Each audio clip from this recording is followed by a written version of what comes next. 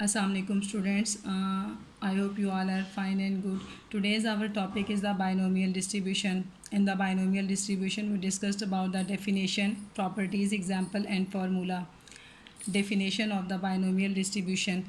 A distribution giving the probability of obtaining a specified number of successes in a finite set of the independent trials in which the probability of success remains the same from trial to trial. Binomial distribution is basically the discrete distribution. Simple words में हम binomial distribution ऐसे distribution को कहेंगे जिसमें हमारे पास दो possible outcomes होने चाहिए, यानी हर ट्रायल के दो पॉसिबल आउटकम्स होंगे और उसमें फॉलोइंग प्रॉपर्टीज़ को अगर वो होल्ड ऑन करेगा तो वो हमारे पास क्या होगा, बाइनोमियल डिस्ट्रीब्यूशन. बाइनोमियल डिस्ट्रीब्यूशन में पहला हम लोग क्या कहेंगे, the experiment consist of the an repeated trials के जो आप हमारा जो एक्सपेरिमेंट होना चाहिए बाइनोमियल एक्सपेरिमेंट है उसमें हमारा एन जो है एन रिपीटेड ट्रायल्स एन जो है डिफाइन करना होगा पहले से. Each trial can result in two possible outcomes. I already told you कि जो हमारा ट्रायल है उसमें दो पॉसिबल आउटकम्स होने चाहिए. For example success and failure भी कर सकते हैं आप, हेड एंड टेल भी कर सकते हैं, गुड एंड डिफेक्टिव आइटम्स भी कर सकते हैं. यानी हर वो ट्रायल जिसके टू पॉसिबल आउटकम्स होंगे वो हमारे पास क्या हो जाएगा, binomial distribution. Third property binomial distribution होने के लिए क्या ज़रूरी है कि प्रोबेबिलिटी ऑफ सक्सेस जो है वो उसको हम डिनोट करेंगे पी के साथ और वो हर ट्रायल में सेम होनी चाहिए. प्रोबेबिलिटी ऑफ सक्सेस जो है उसको पी से डिनोट करेंगे, वो हर ट्रायल में वो सेम होनी चाहिए. फोर्थ है the trials are independent, that is the outcomes on one trial does not effect the outcomes on other trials. Fourth point, this is a very important point कि trials are independent, कि एक trial का एक outcome का trial के एक outcome का दूसरे ट्रायल पर इफ़ेक्ट नहीं होना चाहिए. फॉर एग्जांपल अगर हम लोग एक कॉइन को टॉस करते हैं, अगर हम एक डाई को रोल करते हैं तो हमें नहीं पता अगर हमारा फर्स्ट टाइम 6 आ जाएगा तो डजंट मीन कि हमारा सेकंड टाइम भी 6 आ जाए. हमें नहीं पता, 6 भी आ सकता है, 5 भी आ सकता है, 4 भी आ सकता है, सो इट्स अप. अब अगर इसकी एग्जांपल ली जाती है, consider the following statistical experiment. You flip a coin 2 times and count the number of times in the coin land on head. This is the example of the binomial distribution. आप एक coin को flip करते हैं. जब आप coin को flip करते हैं तो कॉइन्स जो है आपने देखना है उसमें बेसिकली देखें, पहली हमारी प्रॉपर्टी ये थी कि उसके दो आउटकम्स होने चाहिए. तो यहाँ पर हमारे दो ही आउटकम्स है. कॉइन की जस्ट ओनली टू साइड्स होती हैं, एक हमारे पास क्या है हेड और दूसरी क्या है हमारे पास टेल. मैंने उससे पहले डिसाइड किया था कि आपने एन को जो है डिसाइड करना है, पहले से एन डिसाइड करना है. यहाँ पे एन इज़ इक्वल टू 2 है. उन्होंने बताया कि एक्सपेरिमेंट को जस्ट ओनली 2 टाइम्स आपने करना है. The experiment consist of the repeated trials we flip a coin 2 times.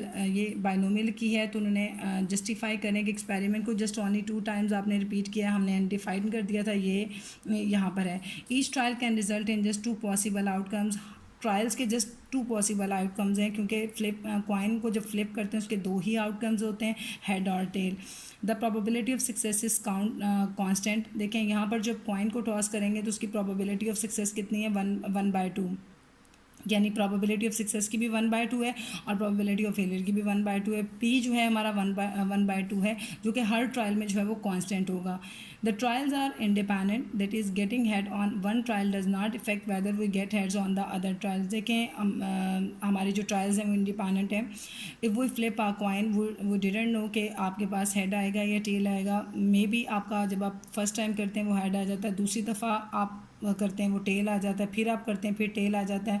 यानी एक कॉइन का टॉस करने पर आपको नहीं पता कि वो हेड ले रहा है या वो टेल ले रहा है. तो ये इंडिपेंडेंट ट्रायल्स हैं. This is basically the binomial example है कि वो चारों प्रॉपर्टीज़ जो हमने कहा था कि बाइनोमियल के लिए 4 प्रॉपर्टीज़ को होल्ड करना ज़रूरी है, वो इसने होल्ड की हुई हैं. आगे इसका फार्मूला देखते हैं हम लोग. फार्मूला है probability of x is equal to n c x probability of x q n minus x. X कितना है हमारे पास 0 1 2 एन. P is the probability of success. I already to के पी यहाँ पर क्या है, प्रोबेबिलिटी ऑफ सक्सेस है. Q is equal to number of failure है और n is equal to number of trials है. अगर यहीं पर आप गौर करें, अगर इसी एग्जाम्पल को रख के इस फार्मूले में पुट ऑन करते हैं तो यहाँ पर देखें, यहाँ पर एन कितना था हमारे पास, एन कितना है हमारे पास, एन इज़ इक्वल टू 2 था. ठीक है, क्योंकि एन इज़ इक्वल टू 2 था. यहाँ पर इस एग्जांपल में एन 2 पुट करें, फार्मूले कर एन 2 पुट करें, एक्स की value 0 1 2 so whatever. P हमारे पास 1/2 है और क्यू हम निकालते हैं p is equal to 1 minus 1/2, यानी क्यू होता है 1 minus p is equal to one q is equal to 1 minus p करके प्रोबेबिलिटी ऑफ सक्सेस निकाली जाती है। अब हमने इसको निकालने के बाद करना है